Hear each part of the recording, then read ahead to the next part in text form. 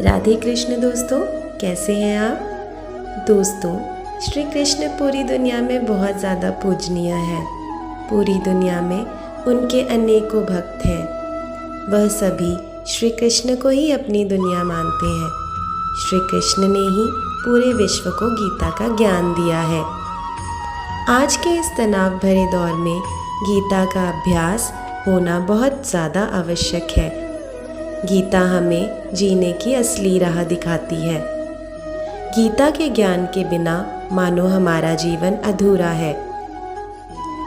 श्री कृष्ण हमारे जीवन का आधार है। श्री कृष्ण के जीवन से जुड़ी अनेकों कथाएं हैं। हर कोई कथा का अपना अपना महत्व है। हर कहानी हमें एक प्रकार का सामाजिक संदेश देती है। ऐसी ही एक कहानी है जो है श्री कृष्ण की 16,000 पत्नियों पर आधारित। हम सभी यह जानते हैं कि श्री कृष्ण जी की 16,000 पत्नियां थीं।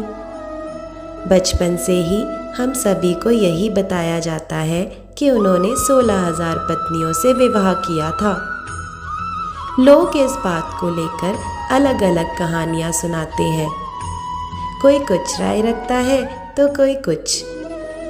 सब अपने अपने नज़रिए से इस कहानी के ऊपर अपनी अलग राय रखते हैं।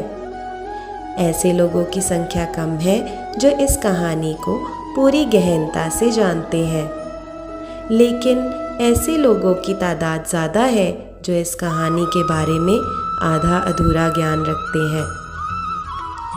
बहुत से लोगों को यह जानकारी नहीं है कि श्री कृष्ण ने 16,000 महिलाओं से विवाह आखिर क्यों किया था। सभी धर्म ग्रंथों में इस कहानी का अच्छे से उल्लेख मिलता है। तो चलिए हम इस कहानी को अच्छे से जानते हैं। हम सभी ने कृष्ण कथाएं पढ़ी हैं। उन कथाओं के माध्यम से हमें यह पता चलता है कि श्री कृष्ण की 8 पत्नियां थीं। यह 8 पत्नियां श्री कृष्ण भगवान की पटरानियां थीं।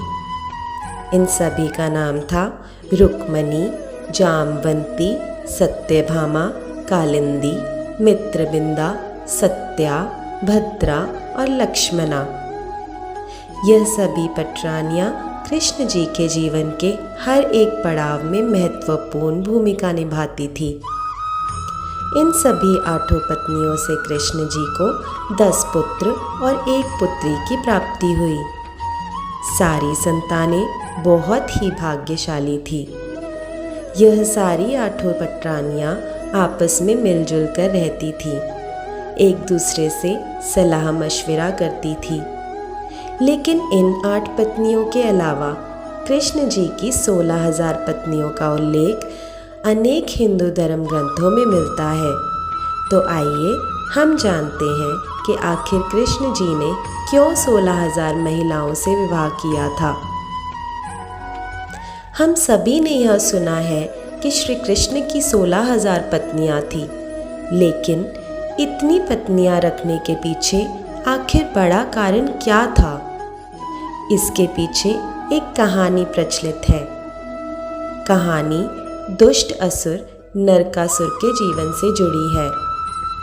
एक बहुत बड़ी राजधानी थी। उस सुंदर राजधानी में नरकासुर नाम का एक अत्यंत ही दुष्ट राक्षस रहता था। नरकासुर के माता पिता बड़े ही पुण्यात्मा स्वभाव के थे, पर वह असुर स्वभाव का था। वह राक्षस बहुत सी सुंदर औरतों का अपहरण कर अपने पास रख लेता था। वह उन औरतों पर बहुत ज़्यादा जुल्म किया करता था। उस दुष्ट राक्षस ने इंद्र देवता का सिंहासन भी छीन लिया।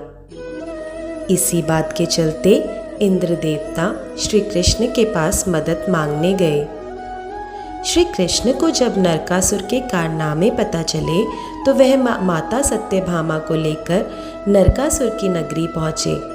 वहाँ जाकर सत्यभामा ने नरकासुर का वध किया और आखिरकार जगत को नरकासुर के आतंक से छुटकारा मिल गया। नरकासुर के मरते ही 16,000 बंदी औरतों को भी रिहा करवा लिया गया। अब परेशानी यह थी, उन बंदी की गई औरतों को कौन अपनाएगा। सभी 16,000 औरतों ने श्री कृष्ण से प्रार्थना की कि वह उन सभी औरतों को शरण दे दें। श्री कृष्ण बिना ज़्यादा सोचे और बिना संकोच के उन सभी औरतों को पत्नी के रूप में अपना लिए। अब वह सभी औरतें सम्मानपूर्वक द्वारिकापुरी में रहने लगीं। तो दोस्तों, ये थी श्री कृष्ण की एक और महान लीला, जिससे कितनी हजारों औरतों का जीवन सफल हो गया। तो ऐसी ही और कहानियाँ सुनने के लिए हमारे चैनल को सब्सक्राइब ज़रूर करें और लाइक शेयर करना ना भूलें। राधे कृष्ण दोस्तों।